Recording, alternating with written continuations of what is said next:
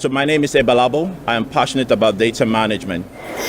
And that's the competence that propelled Nigerian British AI expert Abel Abo onto playing a pivotal role in propelling Scotland's data and artificial intelligence potential. Who is bridging the digital divide through artificial intelligence? Nigeria's data gurus shine in this regard. And as we focus on the world of artificial intelligence, find out how diversity affects the future of AI research globally. Welcome to the show. I'm Ijoma Onyato. What a lineup we have for you. Let's start off with a look at the news this week. The German parliament has effected new reforms for skilled work immigration from countries outside of the EU, including qualified refugees who are integrating into the country. The legislation, which was passed through Germany's Bundestag federal governmental body, is set to secure prosperity in Germany, with the Interior Minister adding that the example that one has to fill 17 different applications to bring a new care worker into the country is unacceptable. This new reform has also created an opportunity card, which allows for foreigners with a vocational qualification or university degree to come to Germany and stay for a year before they find employment in the country, so long as they fulfill a certain number of conditions, such as German or English language skills, existing ties to Germany, and the potential of accompanying life partners or spouses on the German labour market. The card also permits all of its holders to work up to 20 hours a week, as well as probationary employment within the year period. A British-Nigerian woman has been announced winner of the Cheshire Women Award for 2023 for her work in bettering the lives of the less privileged in Nigeria and Britain. The winner, Ijeoma Ibijoke Jumia McDougall, or EJ, is the founder of the Carios Initiative, a charity which was inspired by her own experience living in northern Nigeria and is dedicated to restoring dignity and bringing relief to those seeking humanitarian aid in the region. EJ also describes herself as an equality and diversity speaker and storyteller. Alongside her charitable work, she also possesses knowledge as an HR employment law expert and seeks justice for victims from all walks of life. The Cheshire Women of the Year Award dates back to 1985 and has always aimed to recognise and honour amazing women. Over the years, sponsorship of the event has raised almost £300,000 to help some of the most vulnerable children in northwest England. The Recording Academy's prestigious Grammy Awards has added 3 new categories, including Best African Music Performance, which will be announced in next year's awards. According to the Grammy's official website, this category will be awarded to a track or single that recognizes and utilizes unique local expressions from across the African continent, highlighting regional melodic, harmonic, and rhythmic musical traditions. The category includes, but is not limited to, the Afrobeats, Ghanaian drill, Afro house, South African hip-hop, and Ethiopian jazz genres. Recording Academy Chief Executive Officer Harvey Mason Jr. says these changes reflect feedback from the music community, as well as staying aligned with the ever-evolving musical landscape. Nigerian-American professional basketball player Gabriel Nnamdi Vincent recently secured a $33 million deal with the NBA Lakers. The point guard, who previously played for Miami Heat, helped the team become the Eastern Conference champions and joins his new team off of a career-high season for points per game, rebounds per game, and percentage of free throws. Gabriel was born in Modesto, California, and went to UC Santa Barbara College, where he majored in religious studies and minored in history from 2014 to 2018. He made his debut in 2020 and had been playing with the Miami Heat up until this year, when he became a free agent and signed this prospective 3-year deal with the famous Lakers, which is reportedly better suited to his needs to grow in the basketball profession. From London, Teniola Oyetayo with your Diaspora Network News Wrap. The Nigerian diaspora has made significant contribution to the development of AI globally. Here's a look at the high-performing techies that bring an exceptional range of skills to their craft. Data science and artificial intelligence expert Wuraola Oyewusi studied pharmacy at the Olabisi Onabanjo University, Ogun State, Southwest Nigeria. She transitioned into data science shortly after she began her career in clinical pharmacy and has remained committed to advancing the AI practice. Originally from Oyo State in Southwest Nigeria, Wuraola has expertise in natural language processing, healthcare, data curation and research. She is recognized as a UK global talent in AI, machine learning and data science. She is also a contributing author for the AI in Medicine textbook by Springer and the author of Hands-on Natural Language Processing. Ṣùgbọ́n bí ChatGPT yìí ṣe ń ṣiṣẹ́ ni pé ó máa ń gbìyànjú láti dá yín lóhùn ó yóò sọ ojú abẹ níkò. An AI course on LinkedIn Learning. She also received accolades for teaching data science in Yoruba language. Globally recognized tech guru Ndubisi Ekekwe co-designed a generation accelerometer for iPhone and created the company's first wafer-level chip scale package for inertial sensor. He's a player in the US semiconductor industry, where he develops innovative microchip and invented a microcontroller for medical robots. In 2020, he was listed by the Guardian newspaper as one of 60 Nigerians in 60 years who are making Nigerian lives matter. Ndubisi is a first-class graduate of the Federal University of Technology, Owerri. He holds 2 doctoral and 4 master's degrees from the Federal University of Technology, Akure, University of Calabar, St. Clement's University, and the Johns Hopkins University, USA, where he specialized in microelectronics and medical robotics engineering. Dr. Ekekwe is a semiconductor industry veteran and has served as committee member in the United States National Science Foundation Engineering Research Center. For his works, he was honored by the African Leadership Network as New Generation Leader for Africa. He was also recognized by the World Economic Forum in 2013 as a young global leader for his professional accomplishments and commitment to society. Another trailblazer in the industry is Babatunde Fashola. He's a software engineer and works with the Data Insights team at Twitter. He had his primary and secondary school education in Nigeria and got his first degree in physiology from the University of Ibadan in 2009. Babatunde proceeded to get a master's degree in bioinformatics from Morgan State University in 2014, where he worked as a web integration developer.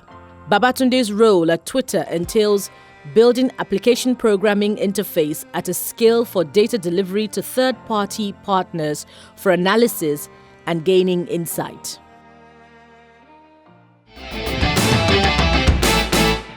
Now, despite these significant contributions, there are challenges. One of the most significant issues is lack of diversity in the industry. Here's what we found.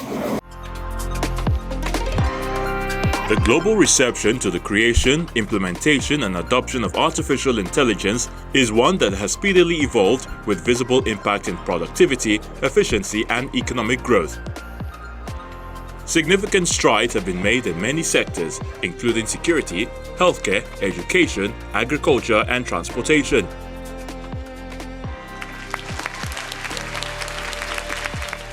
Although the race to dominate the space has remained competitive, the United States is the primary hub for AI development, with tech giants like Google, Facebook, and Microsoft at the forefront of AI-driven research in the country. China is a close second, with its government investing heavily in research and development. Other countries like Canada, Japan, and South Korea have also made significant progress in the last 10 years. Hi Abdullah, it's nice to meet you. Along with AI, data technology and machine learning are other emerging areas that are improving business and social activities. With most organizations using the power of data to drive their business ahead, there is a growing demand for competent data management professionals.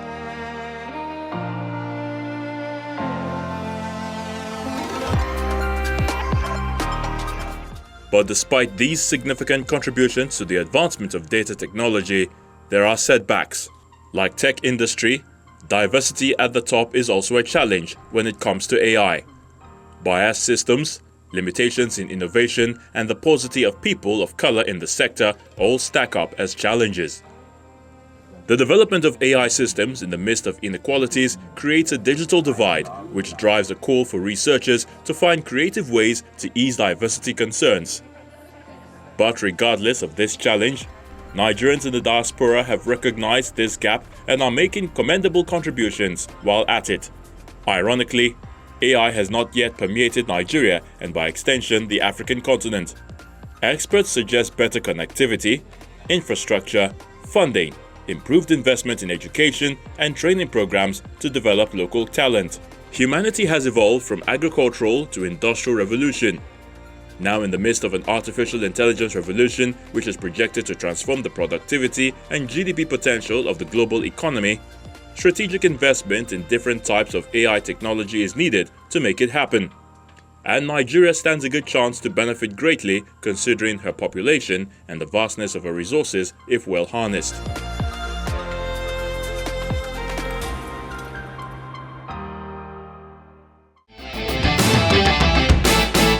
Now, there may be challenges, but fascinating success stories do exist. We track down a technology influencer who's been recognized for her significant role in AI in Scotland. I am passionate about data management. This is the dynamic data guru that made headlines on Scottish soil. Originally from Delta State, South Nigeria, Nigerian-British artificial intelligence expert Abel Abo is a highly accomplished and influential data management professional with over 17 years of cross-functional and sector experience with broad exposure to AI, data management, technology, human resource and change management in the private and public sectors in the UK.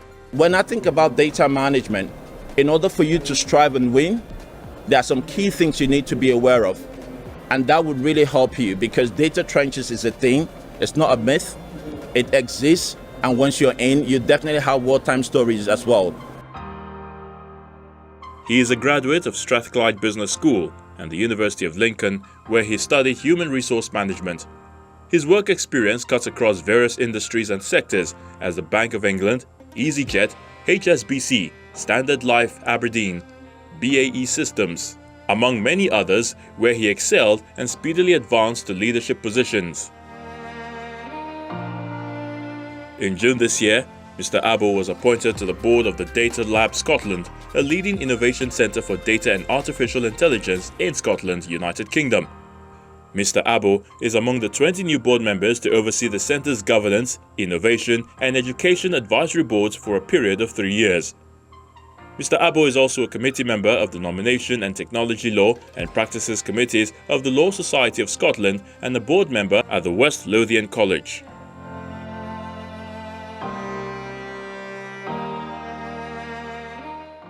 Apart from his interest in AI, he is passionate about financial services and systems, technology, public services, education, social and global mobility, diversity and inclusion, leadership, democracy, youth empowerment, community engagement and development. Mr. Abel Abo is making significant contribution to data governance, management and the transformation of people and processes, and his works have not gone unnoticed. In 2021, he was nominated as finalist for the British Data Awards Leader of the Year.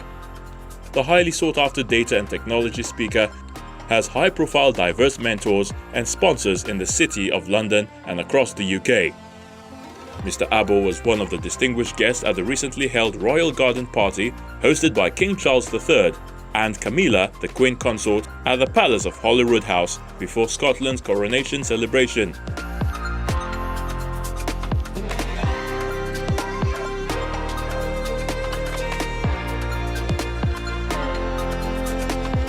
Beyond his work, Mr. Abo enjoys traveling and interacting with people.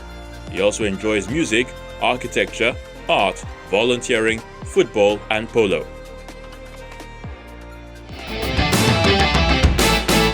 Coming up on Diaspora Network, we chat with Abel Abo about life on the board of the Data Lab Innovation Centre in Scotland.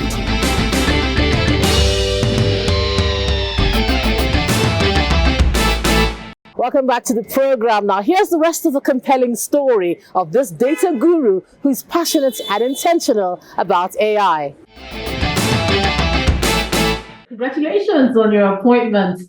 Ooh, tell us how that makes you feel. Let's start from there. For me, I'm just so humbled and honored. The way I put it to people that don't understand is the most populous Black nation in the world, the president, send his congratulations. That doesn't happen every day. So, and just being part of that story for me is just amazing thing. So I'm just totally delighted. And you've been working in data governance and management for some years now. Some people thought that was a bizarre or unusual sort of career path and choice.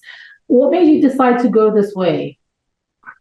Well, firstly, that's a great question. And I think that's a really great observation from you as well, because when people talk about data management, like, why are you doing that? Especially for those of us that are third generation diasporans, you have to go in, get something doing professional so you can pay your bills, which is really important. So I didn't set out to do that. I studied human resource management, University of Lincoln, and I went to Strathclyde Business School in Glasgow to do human resource management. But whilst I was working in the space, reporting to senior HR leaders, I just really recognized the power of data. Because in order to run an HR operation, human resource operation, you need effective data to get insights and just to run on a day-to-day basis. So based on that, I have just invested my time and energy, trying to do that. And over the years, I've worked in really great organizations. And one of them I would like to call out is BAE Systems, which is the defense contractor in the UK, global company. I was part of the team where they wanted us to do some transformation about embedding data management as a business capability. And ever since then, I joined that. I've not looked back as well. So data has been my thing. And now AI is pretty much in the horizon. And I'm just delighted about this. A lot of people say this is coming to a Nigerian like yourself in the diaspora, an expert, and the appointment is coming in a place like Scotland. Now, talk us through how that is for someone like yourself. I mean, it's not coming within a nation that's Black. So yeah. What's your experience of that when people walk in and it's your face that they can see? I mean, I'm always okay to be the poster boy. When I talk about BAE System, I remember I was the poster boy there celebrating Black History Month. So when people come to the reception, they definitely see my face, loud as well. They're like, wow, okay. But that's diversity, that's inclusion.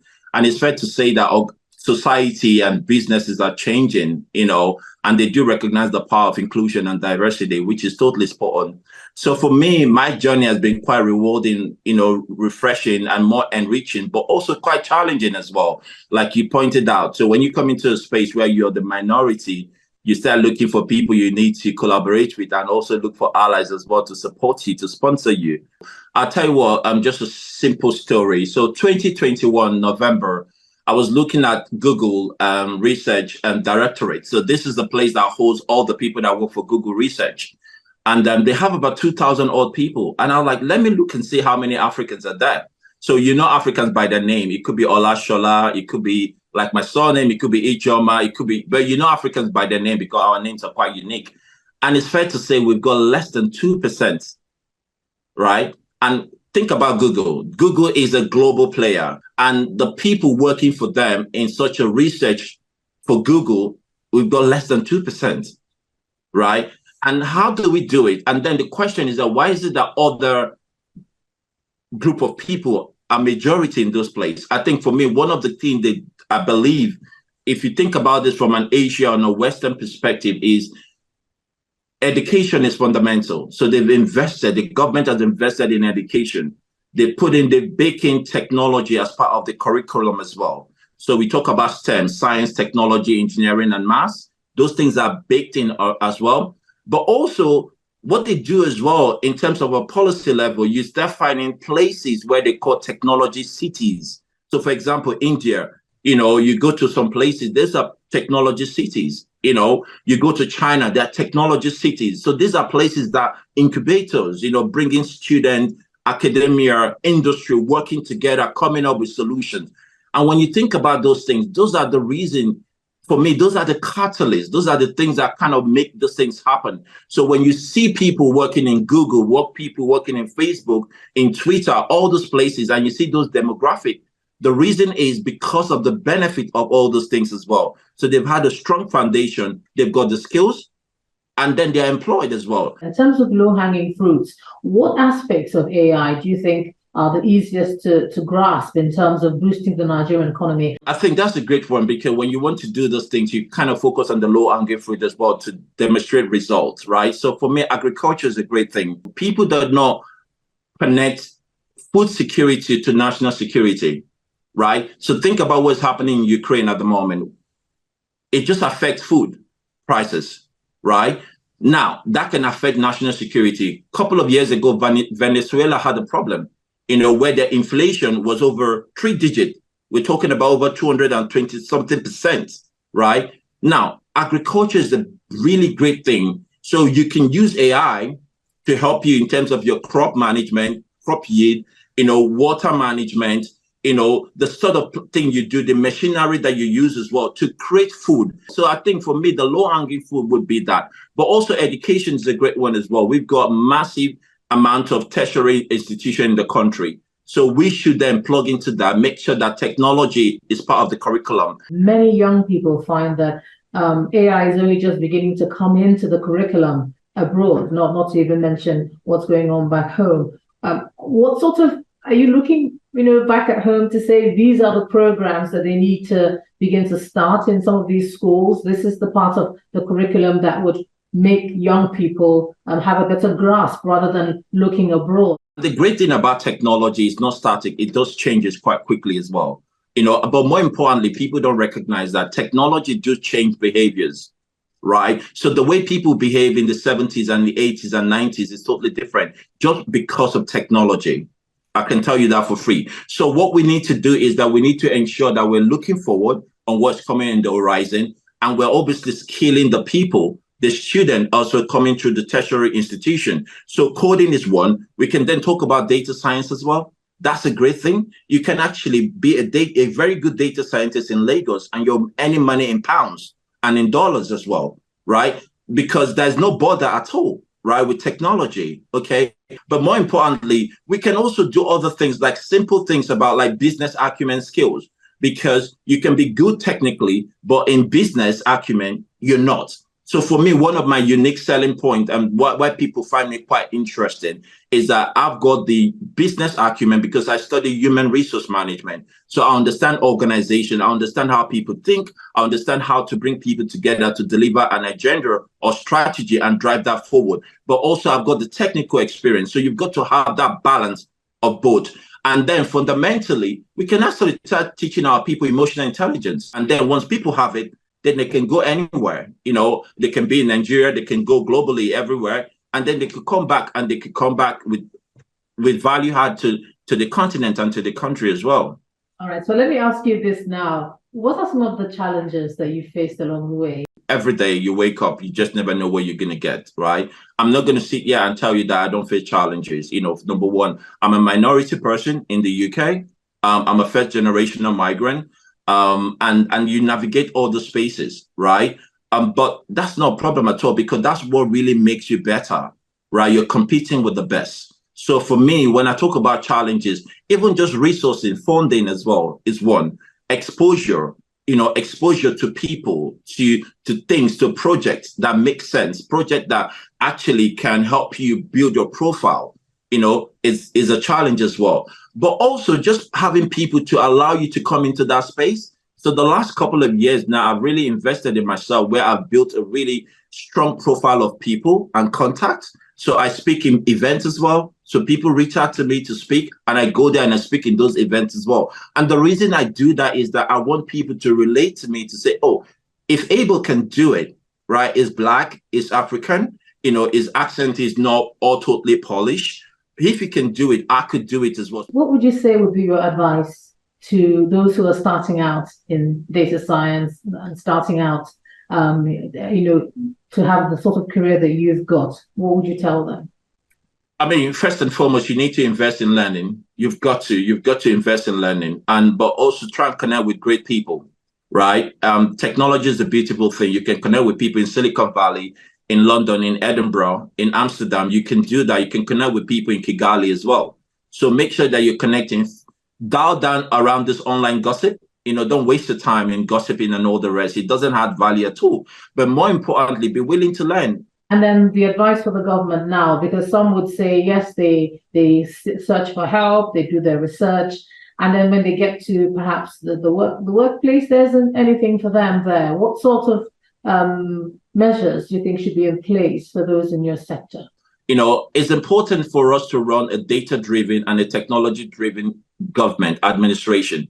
The reason I say that is because at the moment, the greatest frontier we're dealing with is technology, right? And that would not change. So when you think about the various industrialized revolution, at the moment is technology. So you've got to be in that space. So I would advise the president to have actually someone that would advise him, could be a senior special advisor that would advise him around data and AI, right? But not just that alone, have an office of artificial intelligence, because the UK have that at the moment. As part of the UK department, there's an office for artificial intelligence.